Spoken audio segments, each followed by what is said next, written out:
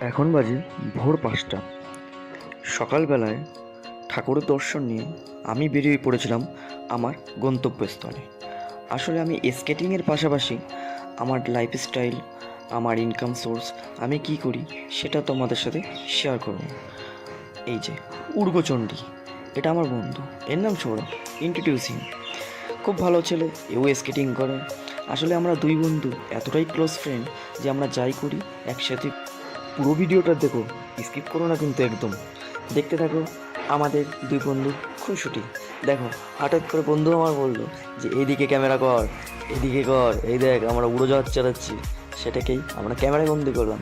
আস্তে আস্তে হাসতে খেলতে আমরা চলে গেলাম বাজারে, হাটও বলতে পারো। সেখানে গিয়ে পটল নিলাম, ঝিঙে নিলাম, অনেক কিছু নেওয়ার পরে আমরা বেরিয়ে পড়েছিলাম বাড়ির দিকে রওনা। কিন্তু তোমাদের সাথে একটা জিনিস শেয়ার করি, যে জিনিসটা খুবই কষ্ট লাগলো। আজকে আমাদের ভ্যানের থেকে আমাদের ঝিঙেগুলো সব পড়ে গেছিলো, যার জন্য ঝিঙেগুলো সব ভেঙে গেছিলো। এতে আমাদের খুবই লোকসান হয়েছে। কিন্তু কি করা যাবে, জীবনে চলতে গেলে সব কিছু নিয়েই তো চলতে হবে। দুঃখ থাকবে, হাসি থাকবে, কান্না থাকবে, সব কিছু নিয়ে চলতে হবে। সেভাবেই বেরিয়ে পড়েছিলাম। আসার সময় আমরা একটু টিফিন করে নিলাম, একটু জিলেপি খেলাম।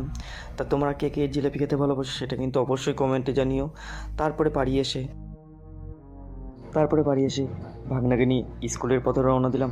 ভাগনাকে যে দিয়ে আসতে হবে সেটাই তো আমার প্রত্যেক দিনের দায়িত্ব। ভাগ্নে আমার খুব সুন্দর, কত সুন্দর হাসি খেলে কথা বলে। তারপরে ভাগনাকে দিয়ে আমি আমার ব্লগটা এখানেই শেষ করছি। ভালো লাগলে কমেন্ট, শেয়ার, সাবস্ক্রাইব অবশ্যই করবেন।